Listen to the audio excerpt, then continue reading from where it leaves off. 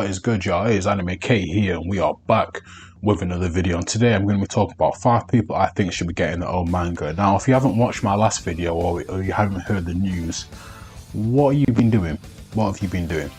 Because basically, right, if you guys don't know the news for some reason, basically Naruto or Kishimoto, right, is basically doing a poll, and in this poll, basically every Naruto character, every summoning, or basically every character you can think of in Naruto is going to have a chance to be able to have their own manga. So basically the voting is going to be every day. I don't know when until exactly, but whichever vote or person comes out on top will be receiving their own manga. So that's great. That's great for obviously a multitude of reasons. But basically in this video I've basically made a list of 5 people that I think deserve their own manga. Just to clarify, this is my opinion, okay? My opinion. If you guys disagree with it, I don't care, right? But just to do a couple of shout outs to people I didn't mention. Obviously, I put the Akatsuki as a shout out to, because of people I haven't mentioned. Because the Akatsuki, I think any member of the Akatsuki can have a manga on them and be pretty interesting. Because if you've I've read a bit of the Akatsuki light novels and they're really interesting as well. So any character, any person from the Akatsuki, if they was to get their own manga, would be great. Now I've got Granny Chio.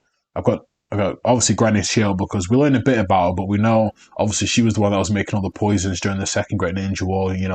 She gave Tsunade a lot of problems, so she's a really interesting character as well. We've got the third Hokage for a lot of reasons. Known as the god of shinobi, known as someone who was just really strong in his prime, but we never really got to see it. We got Kakashi Hokage realm because I really wanted to see what Kakashi really accomplished as Hokage. We've got post Shippuden Naruto. Now, when I mean like that period before obviously the end of Shippuden and before the start of Naruto. I just wanted to see what a 19, 20, 21, 22-year-old Naruto was really getting up to in that time period. Then obviously we've got the Ototsukis. I've got Fugaku, Hanzo and Zabuza, and Haku and Zabuza, sorry, and Hanzo the Salamander. So that's basically the list of people that I didn't bring up. But finally, to get into the top 5 list of people I think should get their own manga. So number 1, I have Lady Tsunade. Now, this has not been a very popular pick that people have said, but the reason why I put Lady Tsunade there because right after the Third Great Ninja War, she went into a really depressive state. She lost her lover, she lost her little brother, and the war had a really big effect on her, even so much that she got scared of blood. Now, I've got the actual term for that, but there's a term for when you're afraid of that blood. But basically, she just couldn't be a surgeon anymore because obviously to be a surgeon, you're going to have to be around blood, and she just was scared of blood and developed kind of a phobia where she was just scared of blood. And I don't know why, but for me, maybe it'd just be interesting to see how Tsunade went from that depressive state and then obviously finally meeting Naruto. So I don't know, it'd just be really interesting for me to see more of her backstory. Because don't get me wrong, you do learn a lot about Tsunade, right? But I feel like compared to Jiraiya and Orochimaru, even though she was the 5th Hokage, right, and she was from OG Naruto to Shippuden was the Hokage, you kind of don't really get to see Lady Tsunade as much as you do Jiraiya and Orochimaru, because obviously Orochimaru was the main villain at the start and end of OG Naruto, and obviously through Shippuden he was there as well. And then obviously you had Jiraiya was Naruto's teacher, the main character's teacher, so obviously he had to be involved in the storyline a lot, especially during the Pain arc as well. Jiraiya basically got like a whole thing on himself because obviously the relationship between him, Yahiko, Conan, and Nagato, right? Well, I don't know, I thought it'd be really good to see more of Tsunade's backstory. But number 2, I have Madara, and I put / Hashirama. Obviously, I'm putting 2 people here in the spot, but I feel like Madara and Hashirama, they just go hand in hand with each other, really. Madara, obviously, because Madara, right, just because I just want to see Madara fight more people, that's it, really. Like, there's literally nothing else. I just want to see him just basically just beat everyone up, basically.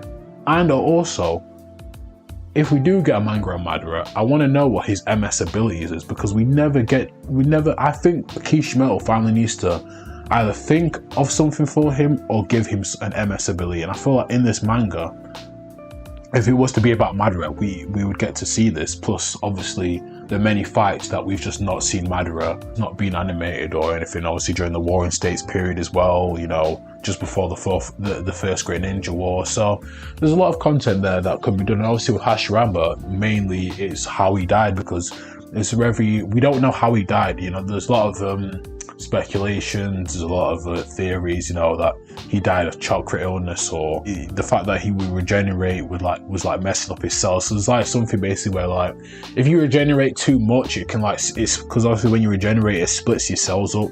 I think something like, basically with the 100 heal seals, like something like that, similar thing, where if you were to regenerate too much, it just wouldn't be good for your body, basically, right?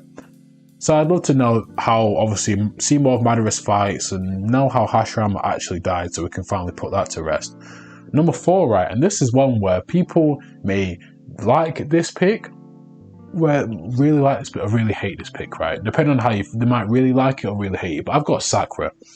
And the reason why I have Sakura, right, because still to this day, Naruto Sakura gets a lot of hate. Or not hate, but yeah, basically people don't want to acknowledge the fact that she's one of the most powerful characters in the show. And I think, right, I'm not like one of these Sakura fans, because don't get me wrong, right, I'm not as deluded as a lot of Sakura fans who think Sakura was just not the biggest, you know, bitch, right, in OG Naruto and Shippuden. I know I'm not deluded like that, but when it comes to Naruto, you have to give her respect. You know, she has a lot of abilities and she does grow as a shinobi in Naruto. And I think Kishimoto does a poor job of showing how strong Sakura is really, because we know how poor of a job he did with her in OG Naruto and Shippuden, right? But even in Naruto, how powerful she is, I don't think it's more displayed in the light novels than it is in the actual show.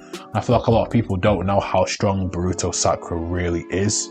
So I would love to get a manga on her, just showing her in some fights, or just, yeah, basically that's it, just showing her in some fights and showing her, just get to see her be on her own for a bit. Every time we really see her, it's always Naruto, Sakura or Kakashi that saves her, or it's Naruto, Sasuke or Kakashi that is really taking the lead. So I'd love to see just Sakura have her own spotlight and be able to just showcase her abilities to people, so we can finally move on from kind of this whole thing that even Naruto Sakura is not that strong, because some people still believe that to this day. And it's like, it's kind of annoying, you know, like obviously not everyone's gonna have the knowledge on something, but like it's just annoying when people speak on something and don't have the knowledge on it, or don't even try to get the knowledge about it, you know. Like obviously you can make little mistakes here and there, but it's just kind of annoying really that we still in 2022 are still having a debate on whether Naruto Sakura is strong or not. You know, that debate should have ended in 2018, 2017, you know. Right, but moving on. Moving on, right, for my little rant there. Number 5, and we have the final one, and it's the White Fang, right? This is a popular one, the White Fang, right?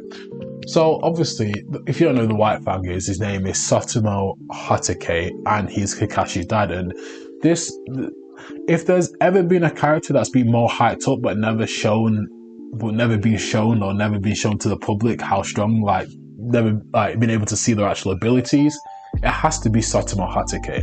He's basically stated, right, and this is during the Third Great Ninja War, right, at the time to be stronger than the legendary Sannin, right, and to be stronger than Minato, right, or at least on the same level as Minato. So if you don't understand what I mean, the legendary Sannin, right, were the same legendary Sannin that were known throughout the whole lands, were known for turning the tide of the war. And Sakumo Hatake, a character that we know a little about, is being put up there with some of the best shinobi, right?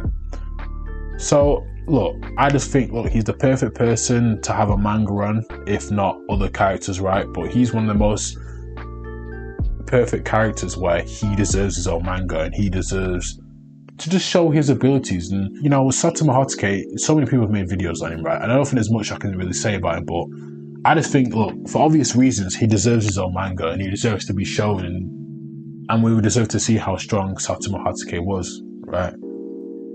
And really see how much of a loss he was for the Hidden Leaf as well. But look, there's my list right there. Like, comment, subscribe, share the video. Tell me if you agree with my list. Tell me if you disagree with my list. And yeah, but thank you for watching. This has been Anime K, and peace. I'm out.